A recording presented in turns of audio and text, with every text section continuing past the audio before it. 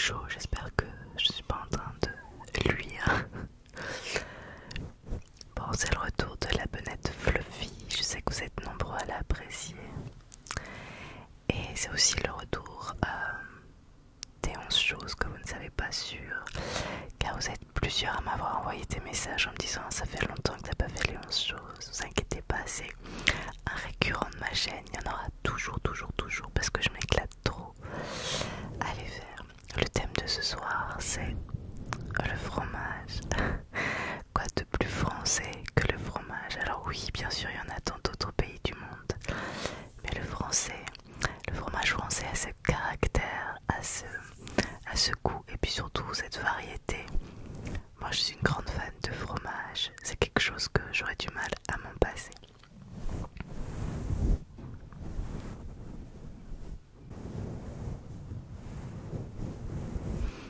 Est-ce que vous êtes comme moi? Est-ce que vous adorez le fromage?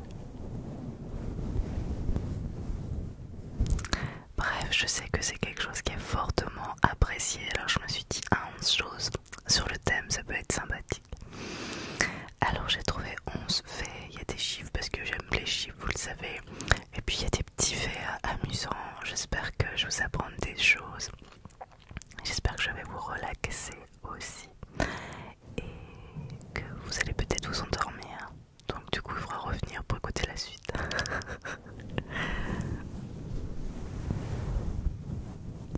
Quel est votre fromage préféré? Est-ce que vous aimez les pâtes molles, les pâtes dures? Moi je crois que je les aime tous, il n'y a pas vraiment de fromage que j'aime pas. Je trouve ça trop bon, j'aime ceux qui sont doux, mais j'aime aussi ceux qui ont du caractère. Franchement j'adore ça le fromage. Bon, je papote, mais j'ai toujours pas commencé mes 11 choses car il y a quand même 11 choses à savoir. Et sûrement bien plus. On va commencer par le fait numéro 1. Alors, en France, on est vraiment le pays du fromage et on est tellement le pays du fromage qu'on a plus de 1200 variétés de fromages différents. 1200, c'est juste énorme. Il faut savoir que le général de Gaulle avait prononcé cette phrase il y a fort longtemps. Comment voulez-vous gouverner un pays où il existe 258 variétés de fromage?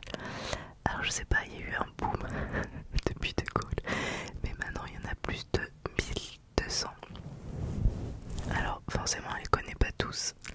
Et je dis que j'aime le fromage, mais il y a des trucs que je sais pas si j'oserais en manger. Je me rappelle d'une fois mes beaux-parents avaient ramené de Corse un fromage avec des vers dedans qui bougeaient. T'avais pas goûté ça? Le fromage avec les vers, t'avais pas goûté. Pourtant j'aime les choses avec du caractère, mais comme 1200. Incroyable. C'est aussi une des grosses fiertés quand même de notre pays, parce que c'est vrai qu'il y en a dans plein d'autres pays, mais ça tourne quand même autour des mêmes choses, des choses qui ressemblent au cheddar ou quoi. Nous, on a le choix. Fait numéro 2, on va rester dans les chiffres parce que j'aime bien les chiffres. 400 litres de lait sont nécessaires à la fabrication d'une meule de comté. 400 litres, c'est juste énorme. Bon, après quand on y réfléchit, 400 litres de lait pour une meule, bon, c'est pas forcément très écolo finalement de manger du fromage.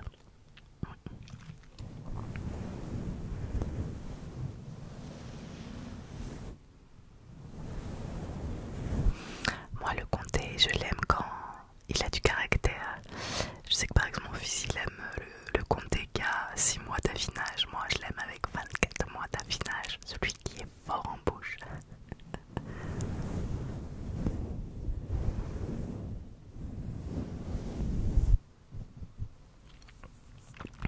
Fait numéro 3, les Français aiment le fromage, la preuve.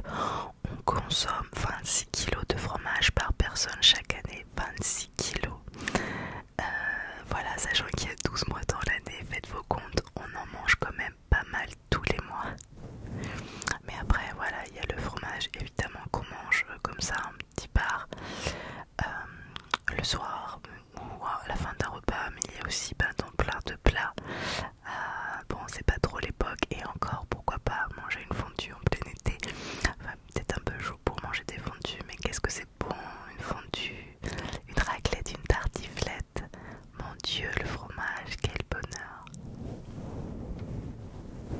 D'ailleurs, c'est un petit fait que je rajoute quand je vois qu'on consomme 26 kilos de fromage par personne chaque année pour les Français.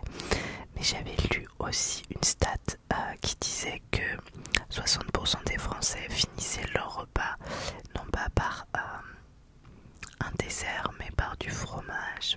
60%.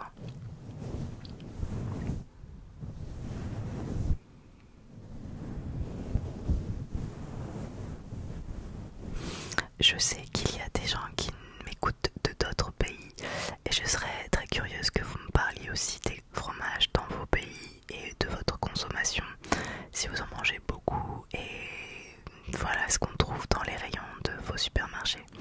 Je sais que ma soeur elle habite aux États-Unis et à chaque fois qu'elle rentre en France, elle adore prendre des photos du rayon fromage dans les supermarchés parce que il y a un choix qu'on ne trouve pas chez elle et voilà, c'est vrai que pour elle c'est presque insolite, même si elle a vécu en France bien sûr, mais voilà, elle a tellement peu de choix aux États-Unis par rapport à chez nous que voilà.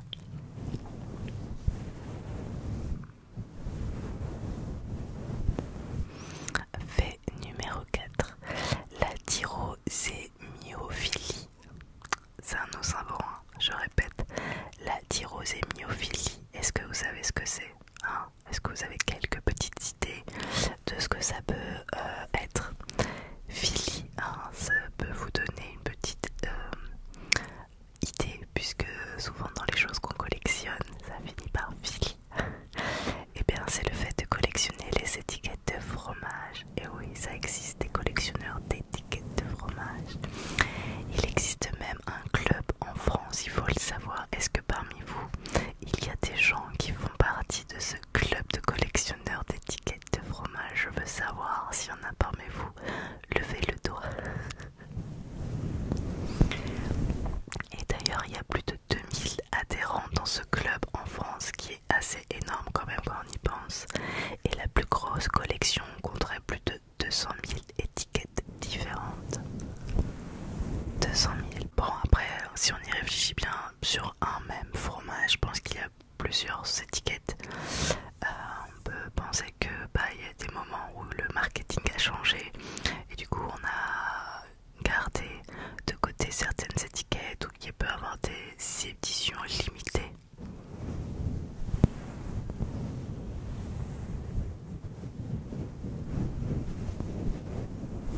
Enfin voilà, je sais qu'on peut collectionner tout et n'importe quoi, mais je me doutais pas qu'il y avait des collectionneurs d'étiquettes de fromage, mais après tout, pourquoi pas?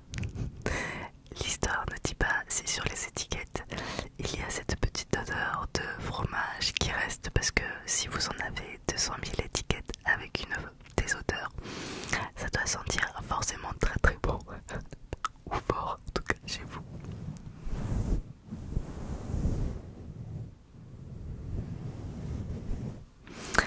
Alors, fait numéro 5, la phobie du fromage s'appelle la tyrophobie. La tyrophobie, la tyrophobie, parce que oui, il y a des gens qui ont peur du fromage. Il y en a qui les collectionnent, enfin, qui collectionnent les étiquettes, mais il y a aussi des gens qui ont peur du fromage.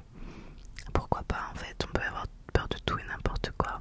Quelles sont vos peurs d'ailleurs? Quelles sont vos phobies? Je pense que ça peut être l'objet d'une vidéo, un de ces quatre.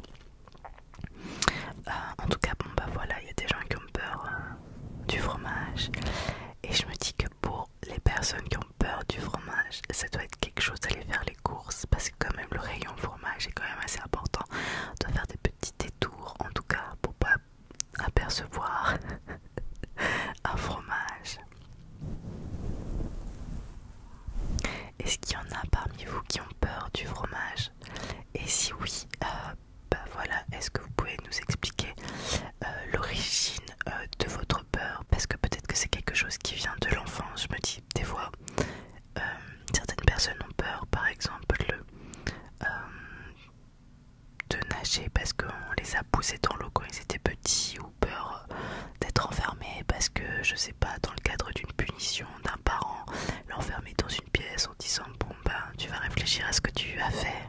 Est-ce que du coup la peur du fromage pourrait venir d'un traumatisme d'enfant où un adulte a forcé à manger un fromage qui avait beaucoup de goût et de caractère et que du coup bah, ça fait une phobie?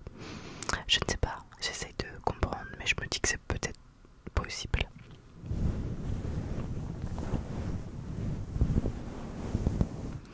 Fait numéro 6, les fromages à pâte molle sont interdits en cabine dans les avions. C'est toujours bon à savoir si vous prenez l'avion. Si vous souhaitez transporter du fromage à pâte molle non pasteurisé, pensez bien à le mettre en soute si vous voulez éviter de vous le faire confisquer. Pire, si vous ne le déclarez pas et que vous le gardez en cabine, vous pouvez avoir vraiment des soucis. Vous risquez une amende de 1100 à 60 000 dollars. Il est donc préférable de patienter le temps d'un vol pour pouvoir déguster un petit bleu d'Auvergne par exemple.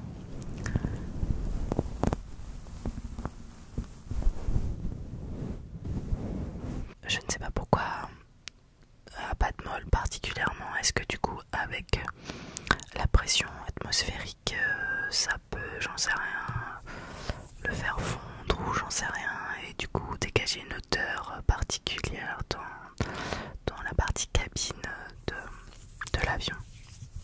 Je ne sais absolument pas pourquoi. En tout cas, ne vous abusez pas à prendre l'avion et mettre du fromage à pâte molle dans votre sac. Le fait numéro 7 est un fait assez surprenant. Alors le fromage est l'aliment le plus volé au monde. Alors selon l'étude, plus de 4% de la production mondiale serait volée. Un phénomène qui s'explique par la petite taille de cet aliment facilement caché. Et puis dans certains pays, il faut le dire aussi, le fromage peut coûter très cher. Parce que bon, chez nous en France, il y a tellement de fromage que finalement ça reste abordable. Même si les prix ont un petit peu flambé ces derniers mois, on peut quand même se permettre d'acheter du fromage. Mais si vous allez à l'étranger, ça peut être extrêmement cher. Et j'ai envie de dire même en France, parce que j'ai déjà été par exemple, c'était où? J'étais partie à Marie-Galante, trop coin hyper mignon, hyper chouette. Et on avait été au supermarché et on avait vu le prix du fromage. Alors je l'ai plus en tête parce que ça remonte, on y est allé il y a 5 ans. Mais c'était affreusement cher parce que bon bah du coup ça venait de métropole et comme ça venait, c'était importé, c'était pas quelque chose de très abordable et en plus bon, pas très abordable pour manger de la vache qui rit, j'ai envie de dire, donc ce qui n'est pas vraiment du fromage.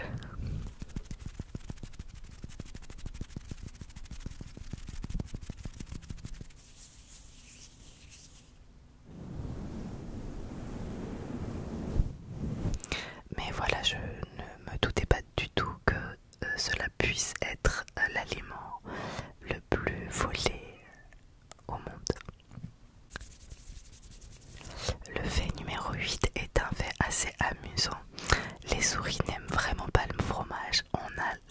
Je sais pas si c'est parce qu'on a vu ça dans les dessins animés et que du coup ça nous est rentré dans la tête. Mais du coup les fromages c'est pas vraiment quelque chose que les souris apprécient.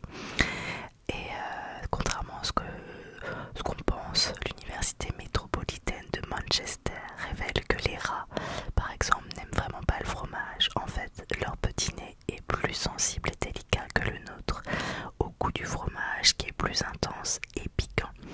En fait, si les souris ont faim, du coup, elles peuvent aller manger du fromage parce qu'elles ont que ça à manger, mais elles vont pas apprécier plus que ça. C'est vraiment par défaut ou par dépit que la souris ou le rat ira manger du fromage.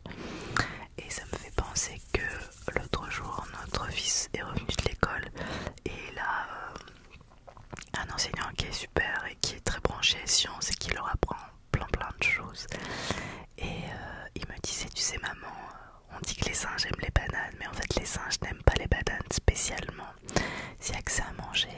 les singes mangent des bananes, mais c'est pas le fruit qui est le mieux pour eux, pour leur santé. Et du coup on a regardé ensemble et c'est vrai que les bananes c'est pas quelque chose qui est forcément très bien digéré et du coup apprécié par les singes. Et je sais pas, peut-être c'est pareil, c'est les dessins animés qui nous ont mis ça dans la tête, comme le fromage avec la souris, mais pas spécialement en fait.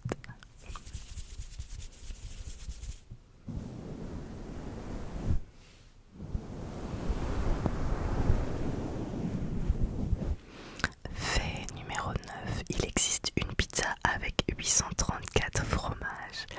Alors on connaît tous là 3 ou 4 fromages, c'est d'ailleurs une des pizzas que je prends souvent quand on mange une pizza, même si elle est bien lourde, je suis tellement fromage que j'apprécie.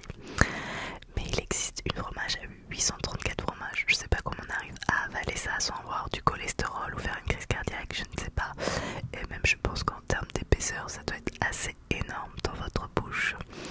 Alors est-ce que c'est délicieux? J'en sais rien.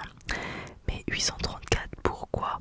En fait, c'est un record qui a été établi, un record du monde établi le 25 septembre 2021 à Lyon, après 14 mois de travail dans le cadre du Salon international de la restauration, de l'hôtellerie, de l'alimentation. Et c'est un chef qui s'appelle Julien Serry qui a fait cette pizza dans le cadre de ce salon international. Il dit l'objectif de ce projet était d'illustrer la diversité et la grandeur du patrimoine français du fromage. J'avoue que 834, est-ce qu'on comprend ce qu'on mange réellement? Je ne sais pas. Je voudrais bien voir la tête de cette pizza.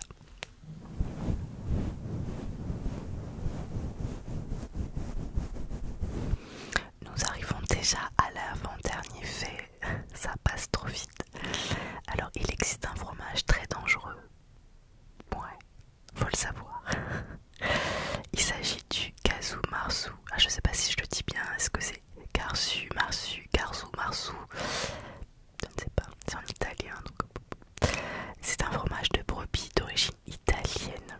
Alors, pourquoi c'est dangereux? Il y a des larves de mouches qui sont volontairement introduites à l'intérieur pour sa fermentation.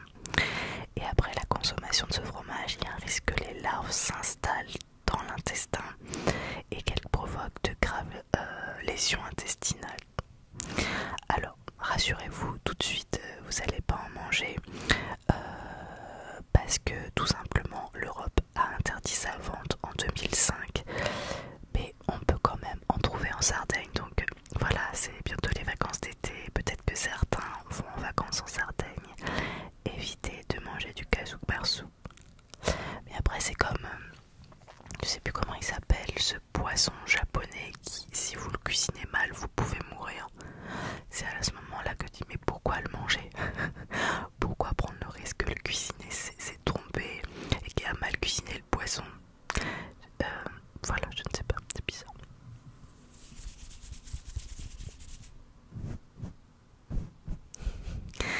Et le dernier fait, je l'ai choisi ce dernier fait parce qu'en fait, bon bah c'est comme à chaque fois je fais mes petites enquêtes sur internet, il y a toujours beaucoup de choses à dire et il faut que je fasse une sélection. Et ce dernier fait je l'ai choisi parce que tout simplement on est sur une chaîne ASMR, une chaîne de relaxation, une chaîne pour les gens qui essayent de se relaxer avant de dormir. Et sachez en tout cas que manger du fromage avant d'aller dormir améliorerait le sommeil. D'après le conseil britannique du fromage, le fromage blanc, voilà, c'est le fromage blanc, qui contient une forte quantité de tryptophane, c'est les acides aminés, qui favorisent le fromage. Comme le lait, il augmente les taux de sérotonine et de mélatonine, une hormone qui entraîne la somnolence. Faites attention tout de même car ce n'est pas le cas de tous les fromages. Certains sont à éviter comme ceux qui sont affinés et fermentés car ils pouvaient même provoquer l'inverse, c'est-à-dire vous empêcher de dormir. Tout ce qui est trop fermenté, bah voilà, on parlait du bleu d'Auvergne tout à l'heure, bah vous le mangez le midi mais pas juste avant d'aller dormir.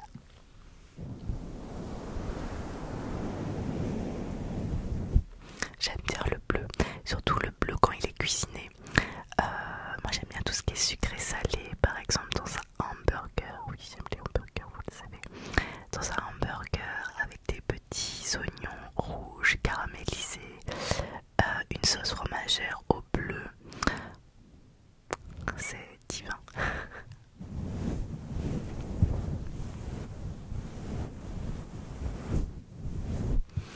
Voilà, ainsi s'achève ces 11 choses que vous ne saviez pas sur le fromage.